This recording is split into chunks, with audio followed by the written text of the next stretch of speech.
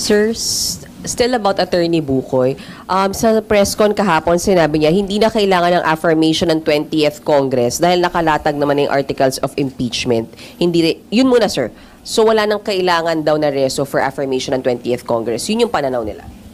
As you can read the order of the impeachment court, ang nakalagay po doon, technically, no, hindi talaga siya affirmation or attestation. Ang nakalagay lamang po doon, communication from the 20th Congress. But how does the 20th Congress officially communicate to the upper house, which is the Senate acting as an impeachment court? Of course, should be the formal communication that we're used to, such as the passing of a resolution, or however it is that they want to do it. Like, for example, file again signed resolution from all of the majority of the House of Representatives congressmen. So these are the official communications that has been for them to comply, and the impeachment court has been waiting for. But the 20th Congress, of course, we need to wait for the creation of the 20th Congress until it is born. So you stand by kailangan?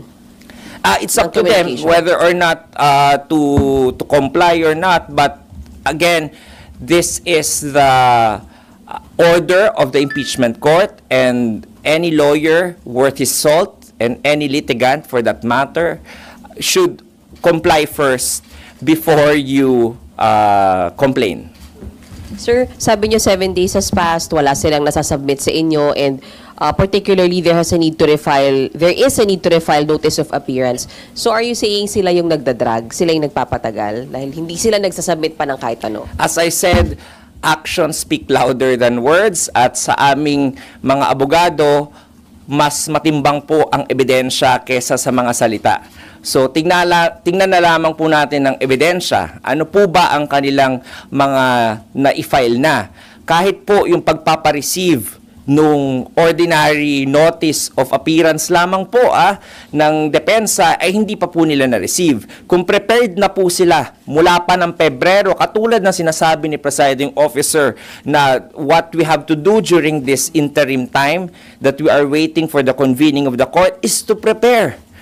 The Senate has already prepared for these matters. That's why merong nag-receive nung entry of appearance ad coetam nung defense lawyers. Pero sa kanila po, kahapon na itanong sa kanila kung bakit hindi ni-receive, imbis na sagutin po nila, hindi po nila sinagot. Dinivert po nila yung attention at sinabi na wala namang epekto o wala namang ganong mabigat na prejudice na mangyayari kung hindi nila i-receive.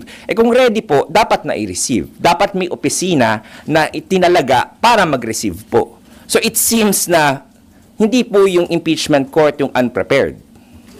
Sir, isa na lang for me. Attorney Bukoy pa rin, sabi niya kung makikita raw ng dating komposisyon ng Senado, yung ginagawa ng Senado ngayon, ikakahiya daw. Iba yung komposisyon noon, umaani ng respeto, walang patotsada. Ngayon yung actuation nila, maraming patotsada. Ibabalik ko po, kapag kami po ay magkalaban ba o nasa ordinaryong korte, gagawin po ba yan at tatanungin pa rin po ba yan ni Attorney Bukoy sa media? Ganyan po ba ang pagkikriticize ng isang abogado sa isang korte? So, kung ako po, ikang sagot doon, hindi, then dapat hindi po ginagawa yung ganon. Kasi ano po ba ang motibo para i-criticize po ang impeachment court? You might not agree with the actions of the court, but it is still the court that has been vested by the Constitution with the power to solely try and decide impeachment cases. And doon pa lamang po dapat meron tayong pagrespeto at hindi po natin matanggal ang kredibilidad ng korte. So ano po motibo nila by criticizing the court? Dapat po yung energy po nila na pagkikriticize sa korte ay ginugugol nga po nila doon sa kanilang kalaban, dahil hindi po nila kalaban ng korte. Ang kalaban po nila ay yung kabilang party, yung defense po. So, sabi niya po, formidable at mga respetableng mga abogado po yung nasa defense team. So, paghandaan na lamang po nila. At yun yung awayin po nila at wag po yung impeachment court. Attorney, may mga nag-oppose doon sa sinabi ni Presiding Officer Chis Escudero na walang limitation yung pwedeng gawin at pagdesisyonan ng impeachment court. Sabi nga ho ni Senator Coco Pimentel, the mere fact na nag-oath sila bilang senator judges, may mga sinusunod sila na impeachment rules doon pa lamang, it means may limitation yung pwedeng gawin ng impeachment court.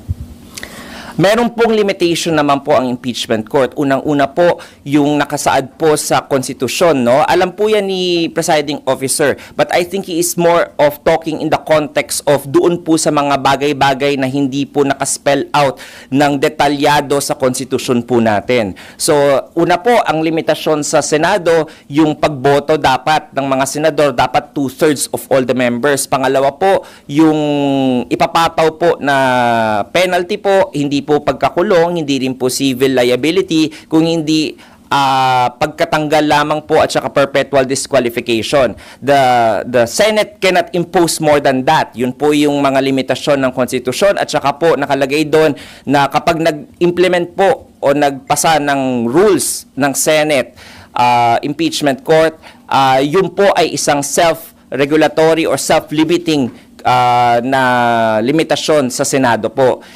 So yung mga konteksto pong yun, yung mga pinupunan po nung mga pag-adapt ng supplementary rules ng rules of court po, yun po yung mga limitasyon na inimpose ng impeachment court upon itself. However, there are matters such as, for example, yung question po kung pwede po ba mag-refer back ang Senate impeachment court doon sa House of Representatives po, medyo vague po doon at ambiguous. Nakalagay po sa Rule 9, Section 1 ng Rules of Court, pwede pong tingnan ng isang hukom ang kanyang jurisdiction doon sa isang kaso pag nakafile sa kanya kahit wala pong nag-motion na party. So ang tanong po dyan, mag-a-apply po ba yon o hindi? So dito po sa nangyari sa ating impeachment court, in-apply po in a way ng Senado pero hindi po dinismiss. So ininterpret niya po yung konstitusyon base po sa kanyang kapangyarihan na to be the one to solely try and decide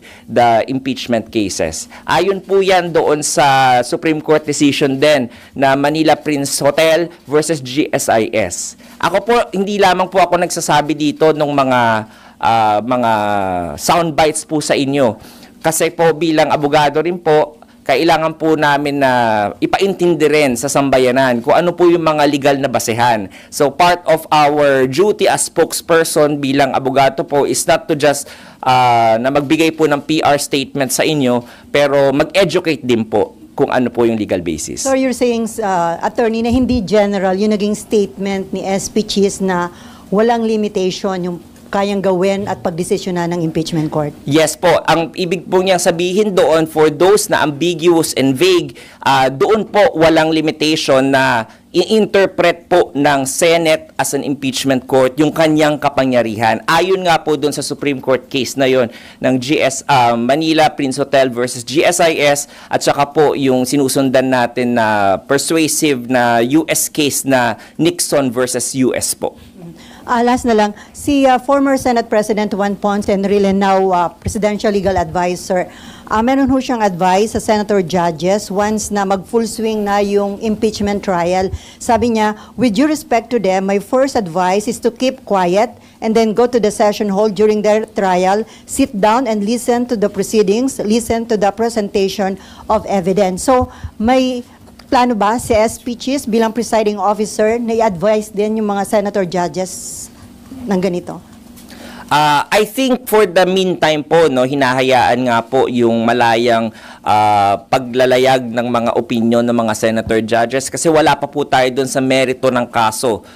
Pero nakalagay po doon, tama po si Senate President, former Senate President Enrile, na meron po talagang ganong basehan sa Senate rules, which is yung sinasabi ko pong Rule 18 po ng Senate rules. And when I confronted the presiding officer at the time about that rule, sabi niya po, wala pa naman tayo doon sa presentasyon ng ebidensya at nandun pa lamang tayo sa mga preliminaries na tinatawag. So, I think for the meantime po, okay lang po para mapagdiskusyon nating lahat kung ano po yung mga interpretasyon ng Senado at saka ng mga constitutionalists at mga legal framers about mga ambiguities po sa pag-exercise ng Senate impeachment court ng kanyang kapangyarihan. So, attorney, kapag nagkaroon na ng impeachment trial, possible na may obligasyon si SP Chis bilang presiding officer na mag-impose ng gag order? That is always a possibility. Kaya rin po, for the first time po, no, I tried to research yung tanong nyo kung ako ba yung unang spokesperson ng impeachment court. Parang opo, no? So, by doing that, by appointing me as the spokesperson, para malamang po, doon po tayo papunta sa pag-i-implement po ng Rule 18. But of course, it's up to the presiding officer at that time. We can only hazard a guess as of now. Pero we will cross the bridge when we get there pag nag-umpisa na po yung pagprepresenta ng mga ebidensya. Thank you, attorney. Hi, Attorney. Sir, coming off from former SP Enrile din, he said sa interview na the Senate is supposed to do its job with reasonable speed for the Constitution says forthwith.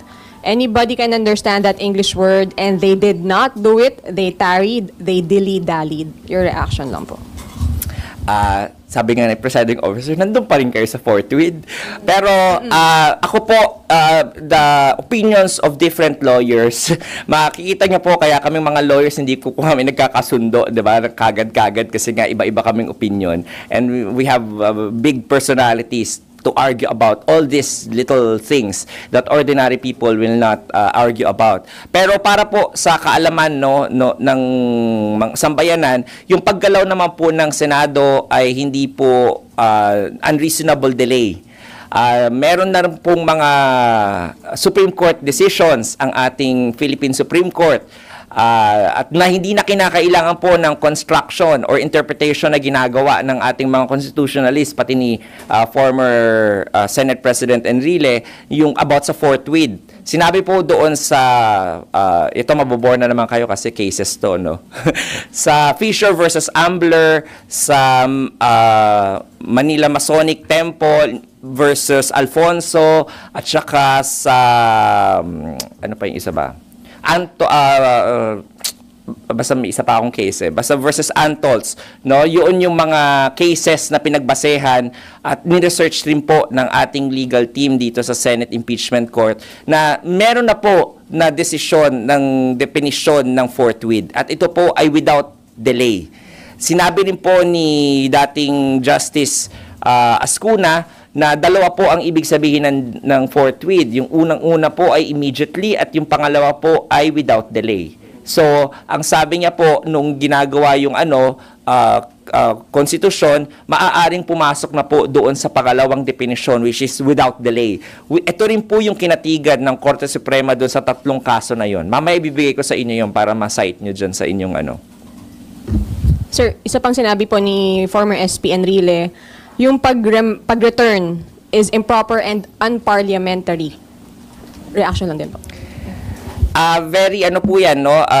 Very welcome yung ganyan nga na mga opinion kasi it adds to the conversation. Lalong-lalo na po, alam naman natin na si Senator Enrile ay very wise at very knowledgeable about the law. However, he was not the one confronted with the motion. He was not one of the senator judges. He is not the senator sitting as one of the senator judges in the impeachment court. And I think the collective wisdom of the impeachment court should be respected on the actions that it did. Now, if ever meron pa pong hindi makatanggap nung majority vote na 18-5 at nung action ng impeachment court, sabi po namin nga, the final arbiter of all of these issues is the Supreme Court. So they just have to go to the Supreme Court kung gusto talaga nilang malinawan. But kung hindi po sila pupunta sa Supreme Court, wag po nilang itry ito sa Court of Public Opinion at maniwala kayo doon sa collective wisdom ng ating impeachment court. Sir, last na lang po sa akin. Sa timeline lang, sir, di ba si VP Sara, ang deadline niya to give the reply is 21, pero Saturday yon, so 23.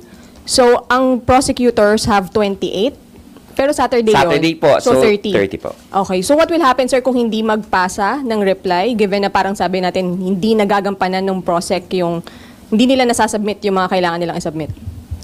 I think yung ito po, no, I think yung hindi po nilang pagpasa ng mga kailangan po nilang i-file, I think baka strategy po nila yon, no? Hindi natin alam talaga kung ano yung tunay na dahilan, pero siguro yung mga contemporaries nyo doon sa House, dapat tanungin sila doon about that. Syempre, as a court, we will just act based on what has been filed. So, yung reply po, I think, balak naman po nila mag-file ng reply. Alam naman po natin na bibigatin din naman yung mga advisor din po nung prosecution panel.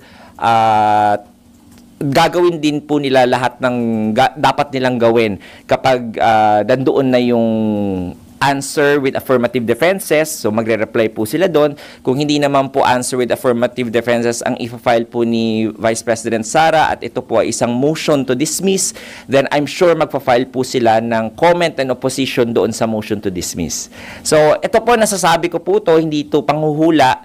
Ito lamang po ay base sa experience natin bilang isang litigator. Thank you po. Hello po, Attorney. Good afternoon. Good Sir, afternoon may violation po ba dun sa refusal na tanggapin yung notice of appearance? Wala naman po, but it says a lot. Kasi po, kunwari, isang law office, walang tumatanggap doon, sarado po yung law office, then it says a lot about that law office. Or a party, kapag nagpadala po tayong demand letter, tapos walang tumatanggap ng demand letter, tama po? So, ibig sabihin, tinataguan nyo yung magbibigay ng demand letter, yung pinagkakautangan nyo. So, it says a lot about the actions, no? Baka hindi po prepared, or baka naman po ayaw tanggapin as a matter of strategy, pero hindi ko po talaga alam kung ano dun sa mga posibilidad na yon yung kanilang motivation, why they did not receive. Again, this is just a very minor pleading. It is just pleading informing the court na ito po yung mga abogado na magre-representa sa akin. Wala pong any motion po doon, walang ganong issue or conflict na kailangan isipin pa ang magkabilang panig kapag nag-file po sila ng notice of appearance. So nakakapagtaka lamang po, no, na bakit pati yun hindi pa nagawang ma-receive. How about, sir, dun sa mga criticisms? You said earlier na for the first time na yung mga litigants mismo nagkikriticize dun sa court. May violation po ba dun?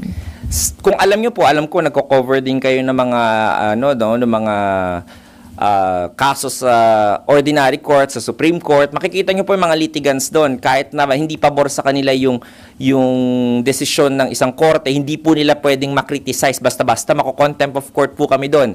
Ito po yung naririnig nyo rin na sub judice rule. At yun po usually yung gawain ng isang litigant. Siyempre, ikaw nahaharap sa korte, ayaw mong magalit sa iyo yung mga hukom. Nakita na po natin yan nung panahon ng impeachment case ni former Chief Justice Corona. 'Di ba? Napapagalitan yung mga prosecution panel ni Senator Miriam Defensor Santiago. So, hindi ko po malaman kung ano po yung nasa isip nila na pantay po ang impeachment court doon po sa mga litigants. Kasi po, kung makikita po nila, lagi nilang sinasabi, mga nangyari before sa mga impeachment trial, tingnan rin po nila kung ano po yung akto ng impeachment court doon sa mga litigants at that time. Kahit nga po sila dating Solicitor General Estelito Mendoza napapagalitan ng mga hukom ng impeachment court.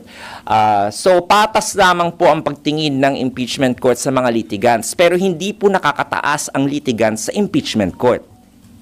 So, at this point, Attorney, ano po yung pwedeng magawa ng impeachment court doon sa mga ganong criticisms? Sabi nga po natin, no, for the meantime, medyo liberal ang ating impeachment court, ang ating presiding officer, hindi naman po niya balak na gamitin ang lahat ng kapangyarihan para kastiguhin yung mga hindi nagrerespeto sa impeachment court Although the power is always there. But if ever it will be used, for the meantime, I don't think it will be used.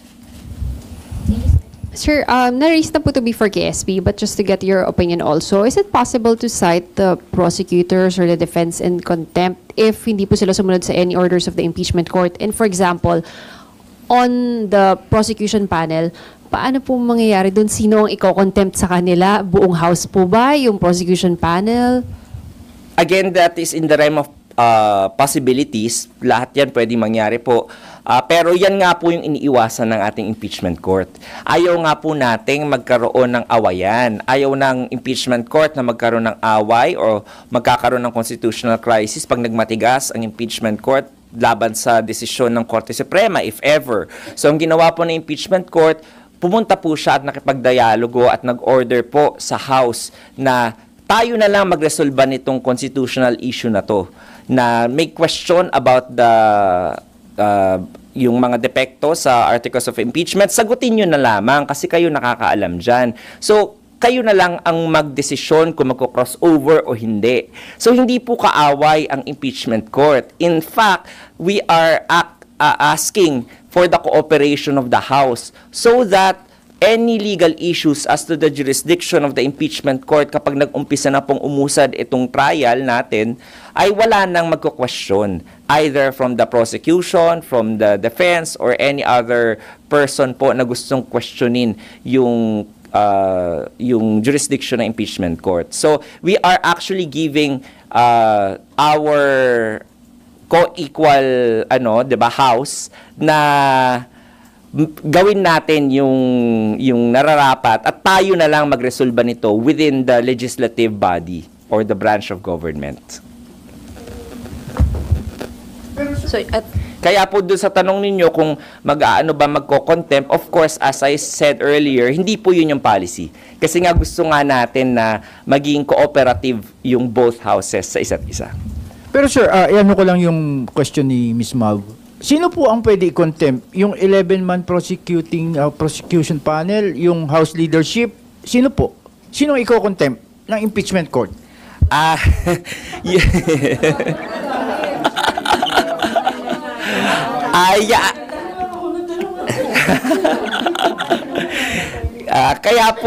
Kaya po ayaw natin dumating sa ganon. Kasi yung iniisip niyo po yan, yung question yung yan, yaan din po ang isa sa mga question na pag dedebatihan na naman ng mahaba ng impeachment court ng mga senator judges at boboto na naman po sila regarding dyan sa question na yan. Kaya kung gusto po nating umusad ng mabilis itong proseso ng impeachment, wag na pong magkaroon ng mga ganyang mga issues na ma-raise pa po sa impeachment court at magde-debate at magbobotohan pa po dyan.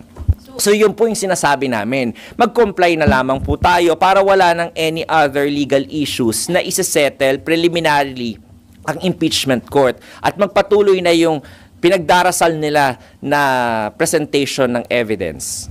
sorry, attorney, isa pa. So, possibility at option yung contempt, but you wish it will not come to that. Tama?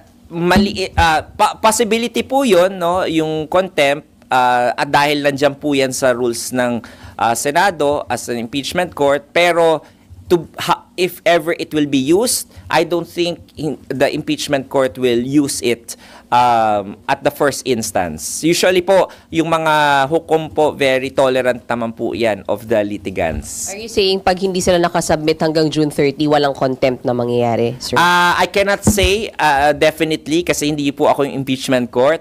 But yun nga, pag hindi po nagsisenaryo setting lamang po tayo dito, kapag hindi po mangyari yung pag-comply po nila, then nakahang pa rin po yung issue kung pwede po ba mag-crossover yung 19th, yung articles of impeachment na pinasa ng 19th Congress to the 20th Congress, at yun na naman ang pagdedebatehan. So, mapapatagal na naman po. Plus, the possibility po na may mag-question na naman po kung ba't hindi sumunod at magkaroon ng motion for contempt. So, ayaw na po natin magkaroon ng mga ganon. Kaya ang pinakamadaling proseso po na gagampanan ng ating House of Representatives at yung House Prosecutors ay sumunod na lamang po sa compliance para magpatuloy na po yung proseso. Sir? Sir, yung bang decision na kung matutuloy sa trial, dependent on the commitment na ibibigay ng the House, can the impeachment court proceed with the trial even without the participation of the prosecution? And then you decide based on kung hindi sila nag-present ng ano. Anyway, the complaint has been transmitted to the court anyway. Ay, hindi ko po alam kung ano yung gustong i-test din ng House of Representatives o House Prosecutors. Of course, ayaw nga po natin magkaroon ng ganong issue pa. Kaya the easiest way for the trial, for the presentation to already happen is pag mag-comply po. However, the impeachment court never lost its jurisdiction in trying the case. It will just settle the questions or the issues that has been raised during the first session of the convening of the court. So para mapadali po ang proseso at wala ng any debates at issues at question as to the jurisdiction, kaya po ganun ang gumalaw ang impeachment court para isettle na lamang po ng House na sila na lamang po ang mag-determine na pwede nga po mag-crossover. Pero wala bang constitutional basis for the impeachment court to proceed nga even without the participation of the House prosecution team? In case na hindi makapagbigay sila ng commitment that they will pursue the case? We are going into the realm of possibilities po, and we are going also in the realm of first impression, first time pong mangyayari yon. So I cannot hazard a guess how the impeachment court will act by that time. Pero kung ganun po ang mangyayari, walang House prosecutors na pumunta at wala nang magpresenta nung articles of impeachment, then I think pagbobotohan po ulit ng impeachment court how they will go about it without the participation of the House prosecutors. Pero of course, this is antithetical dun sa kanilang sinasabi na gusto po nila magpatuloy at handa sila. So, kung susundan po natin yung sinasabi po nila, at of course, sabi rin nila na may presumption of regularity rin sa gawain nila, then we have to believe what they say, that they are na porsigido po silang i-prosecute yung kanilang initiate na articles of impeachment. Yung nagsasalita po kasi ngayon at nagbibigay ng commitment in 19th Congress. Tama po. And ang ini-expect po natin is from the 20th Tama po. Congress. So we don't know for sure kung the same pa rin yung nila. Tama po. Kaya isa po yan. Pero as I said sa mga interviews po natin, the actions of the impeachment court is actually to forestall any questions as to the jurisdiction once that the process starts rolling. So, yun po yung intention lamang ng impeachment court para wala na mag-question. O kung may mag-question man, papasok na po siya doon sa tinatawag natin political question or yung non-justiciable issue. Dahil po kapag official action po ng Senate o ng House ang mapunta sa harap ng Korte Suprema at natanong, usually po nirerespeto ng Korte Suprema kung ano yung official acts po ng Senate at ng House in the exercise of their powers that has been exclusively given to them. Yun po yung political question.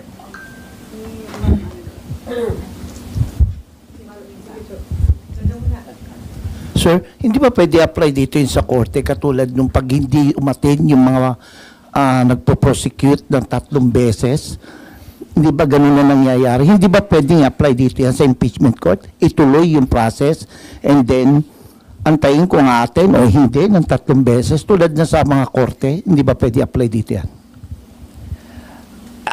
That is in the realm of possibilities again po. Pwede at pwede rin po. Depende po yan sa boto ng mga senator judges kapag na-confront na po sila ng ganyang question sa convening po nila on the floor. So again, this is a system po na hindi po totally judicial. Meron po rin political aspect at factors po tayong kino-consider. Isipin nyo na nga lamang po, kung ang lahat ng mga senador natin ay hindi abogado, ibig sabihin po ba hindi na po nila i-considera yung judicial processes po, or kung puro politicians lamang po sila, puro civilian, hindi po walang abogadong profesyon, ano po yung magiging basehan po nila, 'di ba? So, kaya po inilagay ng ating framers ito sa ating Senado ay dahil alam po nila na kung may magtatanggal po ng mga opisyales na ibinoto ng sambayanan, dapat yung mga ibinoto rin ng sambayanan ang magtatanggal sa kanila. At hindi po inilagay sa korte yung desisyon na yon. Kaya dun sa tanong niyo po, hindi ko rin po alam kasi maraming factors po. Hindi lamang po judicial, i-consider rin po ng impeachment court of senator judges yung political aspect at that time when it is confronted with that issue. Sir, ito po, mahinahon na. Pag naabot po tayo sa puntong ganon, may posibilidad po ba na ang pagbotohan ay i-dismiss na yung kaso? Isa po yan sa mga posibilidad pa rin na pwedeng mangyari, sabi nga ni presiding officer. Pero kaya nga po natin hinihingan ng mga compliance ang House.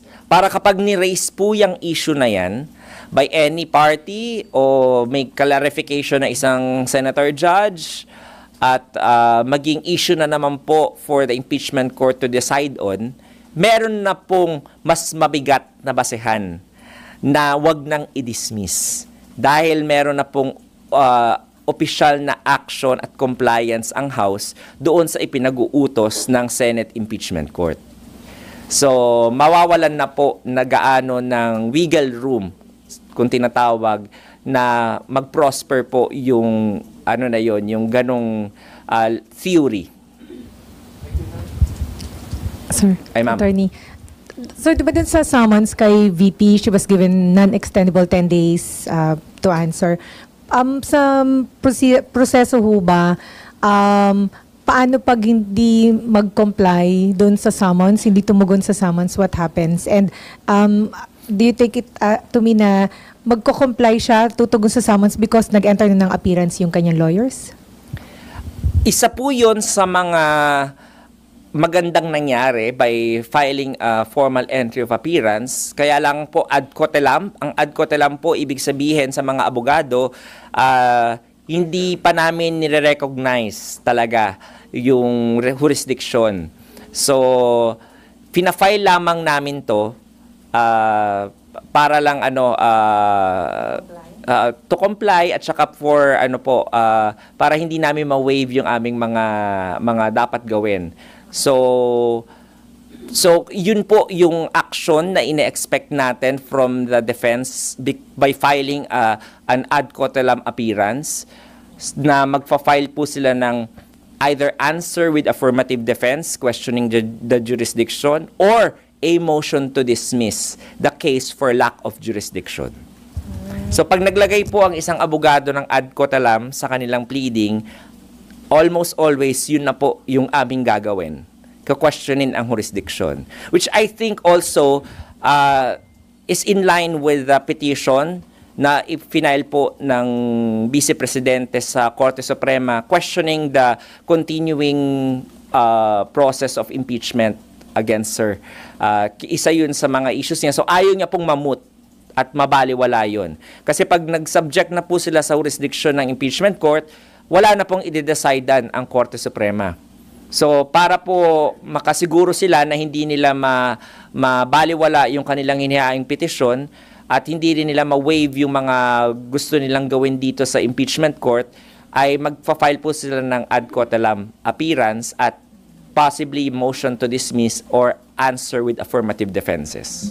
So, kasi panay realm of possibilities naman kanina. So, what happens kung... Medyo mataas po yung posibilidad na ganun. Based on experience po. Para po yung parang equation po yan sa ang ating litigation process. Parang equation po. Pag sinabi mong 1+1, alam mo na kagad na 2 yun. Okay. So, ganun din po dito. Pag nag-file ka ng ad cotelem, alam mo na kagad na yun yung possible na tactic ng depensa. Okay. Pero, what happens kung hindi sumagot sa summons? Can they choose to keep silent po? Nakalagay po sa Senate impeachment rules na magpapatuloy pa rin po ang impeachment process kahit na hindi po sumagot, hindi mag-file ng answer at magpepresenta pa rin yung prosecution panel ng ebidensya, pero na-waive na po nung respondent yung kanyang karapatan para maghain naman po ng defense niya doon sa impeachment court. So, ibig sabihin, attorney, kung walang maging sagot ang VP, wala rin sasagutin ang prosecution panel, di ba? Kasi supposedly, Tama po. given 5 days sila to answer. Tama po. So, lahat maghihintay na lang. Tama po. Pero as a litigant po, as a litigator, ako as a lawyer, no, mag-ahahain ba ako ng motion to dismiss? Kung ayaw kong sumagot doon sa specific na mga complaint sa akin, paghahain ako ng motion to dismiss. Para po in line yun with the petition for certiorari na at prohibition na final sa Korte Suprema. Kaya sabi ko nga po sa inyo, parang equation lang po yan. 1 + 1 = 2. Doon na po tayo papunta. And matatake. Kaya mas exciting yung i-cover nyo next week. Kaya hindi na kami yung kalaban ng House next week. Pag nag-file na yung yung defense. Thank you, attorney. By the 23rd, Monday. Attorney, kapag po nag-file ng motion to dismiss the case for lack of jurisdiction, ano na po magiging proseso next? Sa trial na po ba yun, sa trial po ba yun gagawin? Paano po? Tama po, dahil may nakahaing motion po sa impeachment court, so sa susunod na proseso po, ang mangyayari dyan is ireresolba ang motion to dismiss. So magkakaroon na naman tayo ng diskusyon kung pwede po ba o hindi pwedeng i-dismiss ang isang articles of impeachment. So we will just cross the bridge when we get there and let the impeachment court decide on that matter. But yun pong, una po, yung pag-file po ng motion to dismiss, kailan po nila pwedeng gawin? Within the 10-day non-extendable time to file the answer. Pero yung pag-resolve po noon, kapag po nag-resume na yung, or nag-open na yung trial? Yes. So, possibly By the 28th. Kasi isipin nyo yung timeline.